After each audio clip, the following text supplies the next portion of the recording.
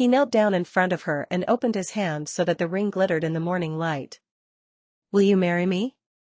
Ginny's eyes widened in pure surprise, and for a brief second, she was completely silent. Then her whole face broke into a huge smile, and the tears that filled her eyes were this time tears of pure happiness. "Yes, Harry. Of course, I will," she exclaimed. Ginny pulled Harry up from the floor, and in the same second they met in a deep, relieved kiss that erased all the bad from the past year. It was a kiss filled with hope for the future and pure happiness. They had barely let go of each other before the portrait hole swung open, and Ron and Hermione stepped in. Both looked worn out, but when they saw Harry and Ginny stop, they noticed the changed atmosphere in the room. Ginny, still trembling slightly with happiness, looked at the ring on her finger, smiled at Harry, and said, "I have to show Mum."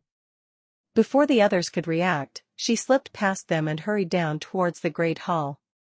When Ginny came down, she found Molly Weasley sitting with Arthur. "Mum?" Ginny gasped.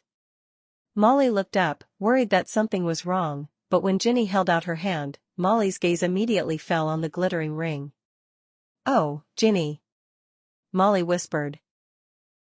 Tears began to run down her cheeks, but this time they were tears of joy. She flew up and pulled her daughter into a tight, warm hug. "He proposed? Harry proposed?" Ginny nodded happily against her mother's shoulder.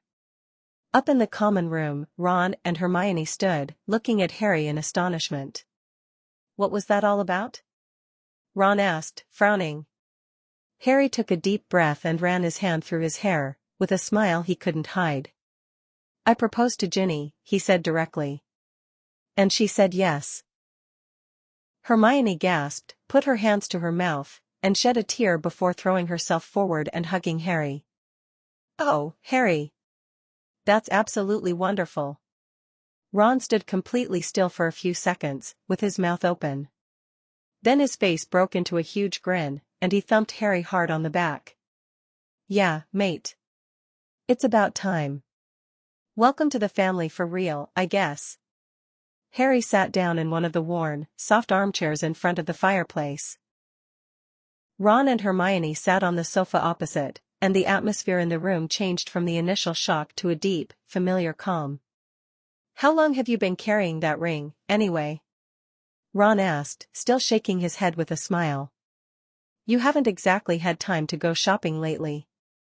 Harry chuckled, a genuine and relieved sound. "I actually found it in Godric's Hollow, when we were hiding there.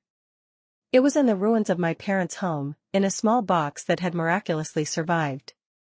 I think it belonged to my mother.